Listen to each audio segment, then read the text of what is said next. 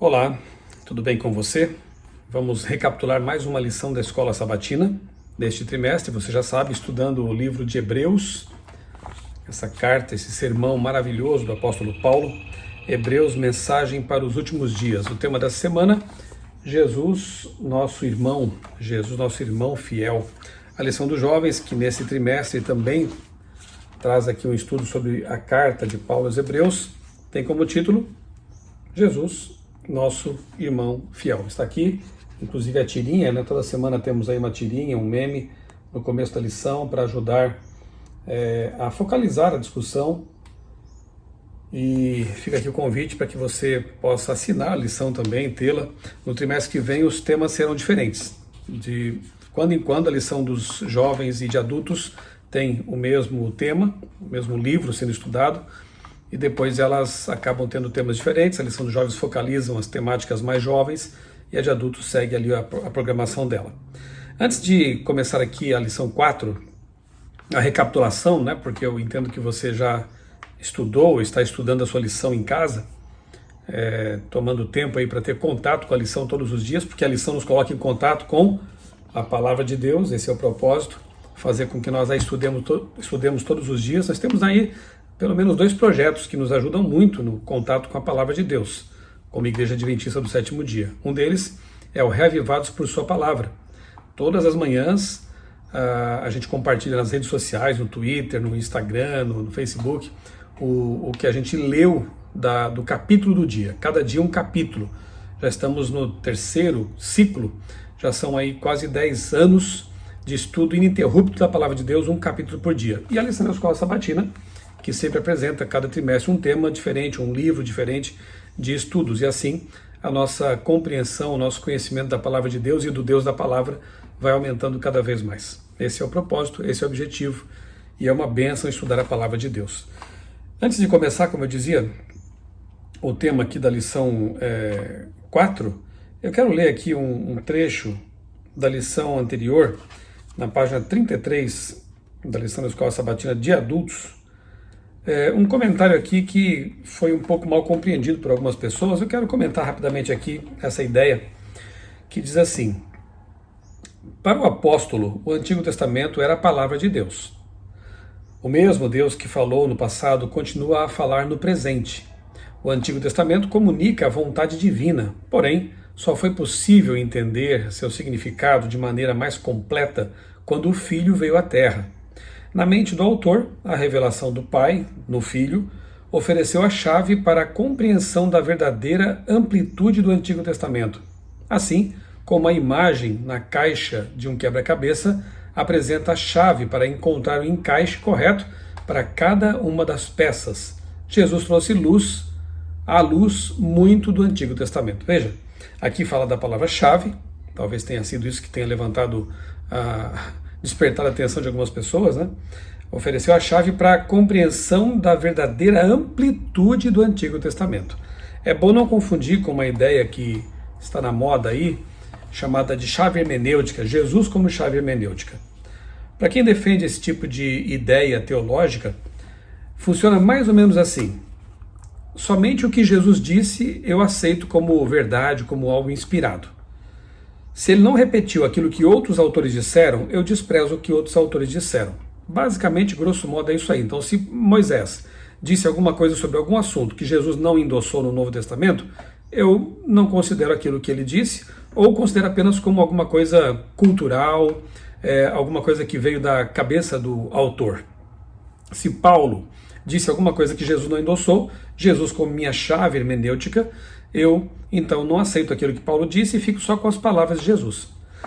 Algumas pessoas acharam que a lição estaria meio que endossando esse tipo de pensamento, mas você percebeu aqui, eu li e reli, que na verdade Jesus ajuda a ampliar a compreensão e não cancelar textos e não fazer com que nós tenhamos uma teologia seletiva, aquilo que a alta crítica costuma fazer e vem fazendo há um bom tempo já, condenada inclusive por textos de Ellen White, recortando, mutilando a palavra de Deus, ou criando um cânon dentro de um cânon, como se houvesse partes da Bíblia que fossem inspiradas e outras que não fossem inspiradas. Então, não tem nada a ver, a lição não está defendendo nenhum tipo de chave hermenêutica, coisa desse tipo, Na verdade está dizendo que Jesus sim é a chave para compreendermos de modo mais amplo aquilo que está no Antigo Testamento. Um bom exemplo disso é o Sermão da Montanha. Veja que coisa maravilhosa Jesus faz ali no Sermão do Monte, quando ele busca lá nas escrituras antigas, né, judaicas, os textos, e diz assim: eu porém vos digo. Ele amplia o sentido do que já estava escrito, sem jamais desprezar o que estava escrito. Vocês leram o que está escrito? Não matarás. Eu porém vos digo. Matar é muito mais do que apenas tirar a vida, literalmente, de alguém. Bem, é isso. Vamos então à lição número 4. O verso principal é Hebreus 2,14, que diz assim: visto, pois, que os filhos têm participação comum de carne e sangue, também Jesus igualmente participou dessas coisas, para que, por sua morte, destruísse aquele que tem o poder da morte, a saber, o diabo. A lição recorda aqui, né, que Hebreus 1, lá em Hebreus 1, nós já estudamos, Jesus é o divino Senhor, Criador, sustentador e soberano, é Deus pleno. Em Hebreus 2, ele é o sumo sacerdote humano, misericordioso e fiel. Em resumo, sua descrição como irmão fiel e misericordioso é retratada na descrição do Filho, como a manifestação suprema do Deus Criador eterno. Veja que Paulo aqui no livro de Hebreus, no sermão aos Hebreus, ele apresenta Jesus como divino humano. O Jesus Deus Todo-Poderoso, Criador do Universo, ele lembra os leitores de que sim, Jesus é o Todo-Poderoso, mas também apresenta Jesus como sumo sacerdote, aquele que se identificou com os seres humanos para levá-los de volta a Deus. É aquele que faz a conexão, a ponte entre a humanidade e Deus. E nesse sentido, então, ele é chamado de nosso irmão. Que honra para nós, seres humanos, ter Jesus como nosso Criador e também como nosso irmão. Domingo fala de Jesus, então, o irmão como Redentor, e nos lembra aqui de Levítico 25, né, que havia lá a lei, né, o ano do jubileu, quando as posses, quando alguém que tinha, por exemplo, que vender as suas propriedades, ou a si mesmo, como servo, para pagar dívidas, no ano do jubileu, essas dívidas eram saldadas e as posses voltavam para os donos originais. Só que o ano do jubileu era cada 50 anos, e isso demorava muito.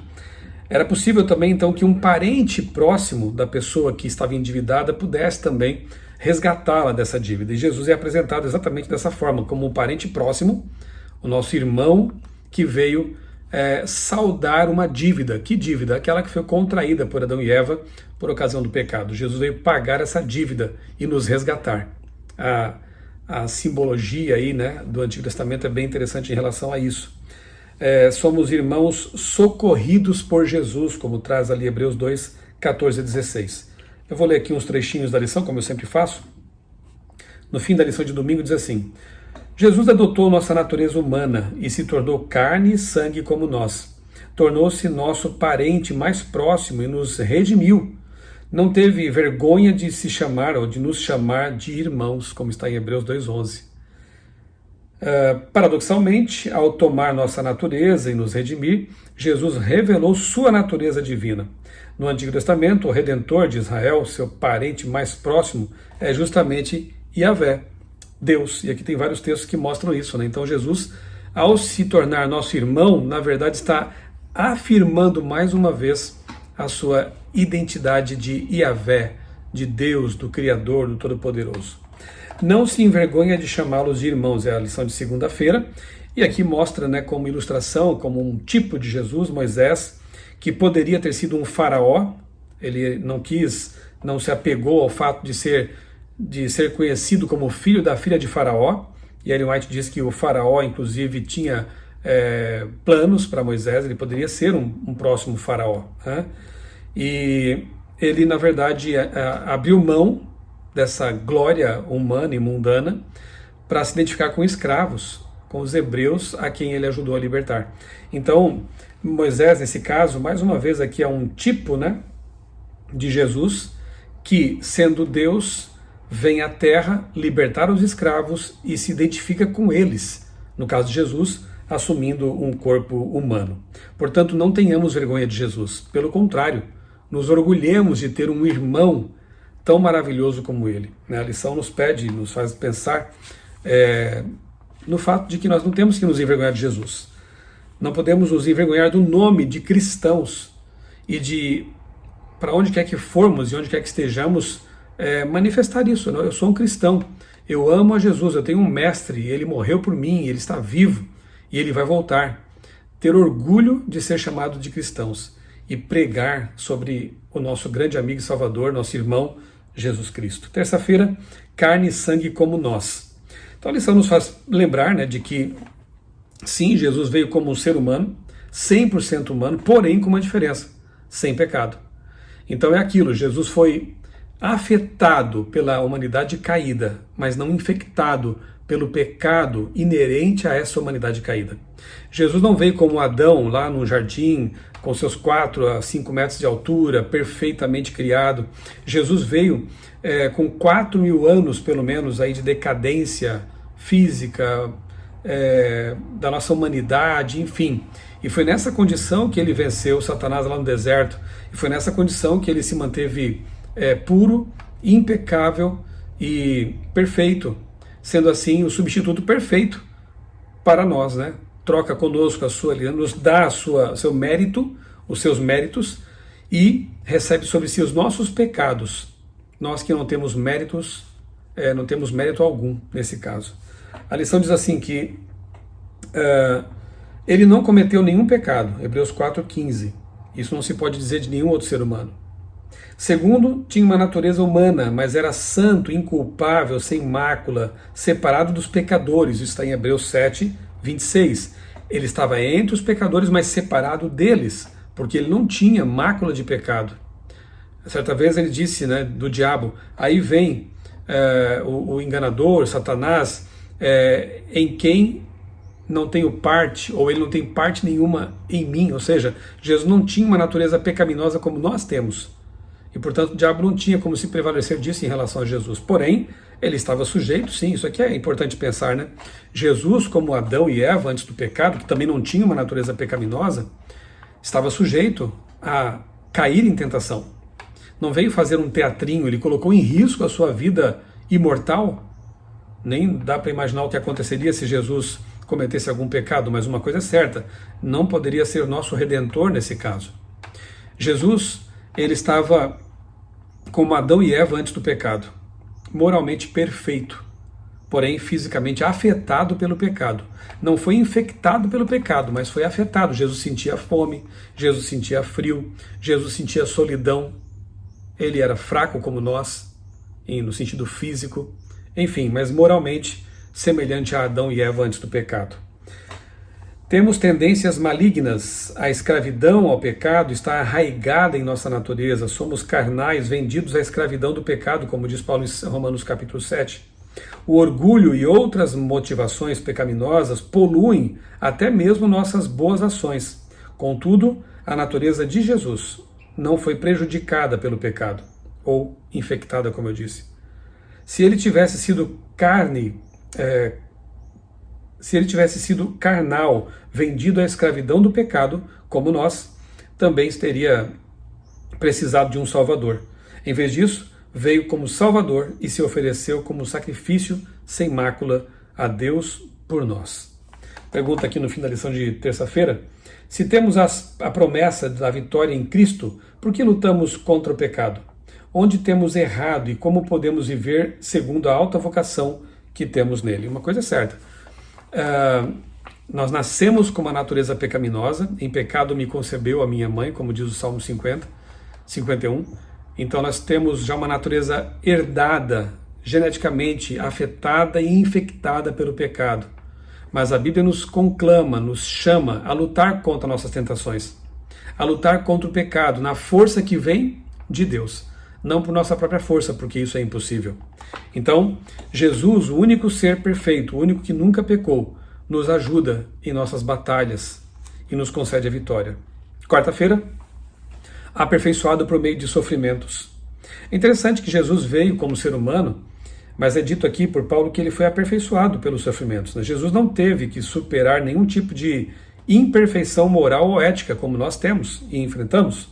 No entanto, Hebreus diz que Jesus passou por um processo de aperfeiçoamento, que lhe deu os meios para nos salvar. Ele foi aperfeiçoado para ser nosso Salvador. E aqui traz alguns pontos. Ele foi aperfeiçoado pelos sofrimentos para se tornar o capitão da nossa salvação. 2. O Filho aprendeu a obediência por meio do sofrimento. Jesus não passou da desobediência para a obediência, mas da soberania e domínio à submissão e obediência. O exaltado Filho de Deus tornou-se obediente Filho do homem. Ele era o capitão das hostes celestiais. Ele é o Deus Todo-Poderoso, assim como o Pai e o Espírito Santo também o são. Portanto, Jesus é soberano. Ele mandava, ele ordenava, ele era o legislador cósmico universal. Mas ele veio à Terra e se submete como um servo. Então, por meio dos sofrimentos, ele aprendeu também o que significa a submissão e a obediência. Olha que interessante, né? Os sofrimentos revelaram Jesus como sumo sacerdote misericordioso e fiel. Foi por meio dos sofrimentos que a realidade do amor fraterno de Jesus foi verdadeiramente expressa e revelada. Ele não veio apenas como um ser humano, que já seria uma humilhação inacreditável, incompreensível, mas ele veio como servo e, como diz Isaías 53, já estava anunciado lá, como o servo sofredor, aquele que foi moído pelas nossas transgressões, que sofreu muito para nos redimir. E quinta-feira, a leitura é Hebreus 12, 1 a 4. Eu quero até ler com você em minha Bíblia, se você tem a sua Bíblia aí, quero convidá-lo a abrir em Hebreus capítulo 12. Eu vou ler aqui os versos 1 a 4. Achou aí na sua Bíblia? Vamos ler? Diz assim o texto: Portanto, também nós, visto que temos a rodear-nos tão grande nuvem de testemunhas, livremo-nos de todo o peso do pecado que tão firmemente se apega a nós e corramos com perseverança a carreira que nos está proposta, olhando firmemente para o autor e consumador da fé, Jesus, o qual, em troca da alegria que lhe estava proposta, olha como é semelhante à história de Moisés, né? Suportou a cruz, sem se importar com a vergonha, e agora está sentado à direita do trono de Deus. Portanto, pensem naquele que suportou tamanha oposição dos pecadores contra si mesmo, para que vocês não se cansem nem desanimem. Nossa luta contra o pecado, na luta contra o pecado vocês ainda não resistiram até o sangue, como Jesus. Lembra que a lição já explicou pra gente, né, que eles estavam, os hebreus, os cristãos recém-convertidos, estavam sob o peso da perseguição, estavam a ponto de desanimar. Aí Paulo diz, olha, pensem em Jesus, que suportou tudo isso e foi até o fim por amor a nós todos, né? Então olhem firmemente para o autor e consumador da nossa fé, aquele que nos fortalece para enfrentar também as batalhas que nós temos que enfrentar. Jesus é o primeiro a ter corrido nossa corrida com sucesso e que aperfeiçoou a arte de viver pela fé. Apegue-se a Ele, agarre-se a Cristo, que é o campeão, o vencedor que já venceu para nos mostrar o caminho. A lição de sexta-feira traz aqui um texto de Ellen White, eu vou ler para você, Mensagens Escolhidas, volume 1, página 253, que diz: Cristo veio à Terra tomando sobre si a humanidade e constituindo-se representante do homem para mostrar no conflito com Satanás que o homem, tal como Deus o criou, unido ao Pai e ao Filho, poderia obedecer a todo o reclamo divino. Jesus provou que Adão podia ter vencido. Adão, como foi criado, perfeito, moralmente perfeito, fisicamente perfeito, poderia ter sido fiel à lei de Deus. Adão e Eva poderiam ter sido fiéis à lei de Deus. E Jesus provou isso de maneira incontestável. Nós, que vivemos já no mundo de pecado e com a nossa natureza pecaminosa, só podemos pensar em ser vitoriosos porque Cristo venceu por nós. Então nós temos que nos apegar à força de Cristo, ao poder que vem dele, para que possamos também travar nossas batalhas e ser vencedores contra nós mesmos. Jesus veio mostrar então que Adão poderia ter vencido. Enfim, como é bom saber que temos um irmão maravilhoso como Jesus. Como é bom saber que o nosso Deus Todo-Poderoso se identifica tanto conosco que chega ao ponto de ser chamado de nosso irmão. O nosso irmão mais velho, nosso irmão maior, campeão, que veio nos ajudar, nos proteger, nos redimir, nos comprar de volta para Deus. Vamos orar? Bondoso Deus, eterno Pai, muito obrigado, Senhor, porque em Cristo nós encontramos salvação, porque em Cristo somos resgatados da escravidão do pecado. Obrigado por esse irmão maravilhoso que temos em Jesus, que nós possamos amá-lo, nunca nos envergonhar dele, apresentá-lo às outras pessoas e ser vencedores pelo sangue do Cordeiro, o nosso Senhor e Salvador Jesus Cristo. Nós te pedimos e agradecemos essas bênçãos em nome dele. Amém. Um grande abraço para você, Deus abençoe grandemente a sua vida e também a sua família.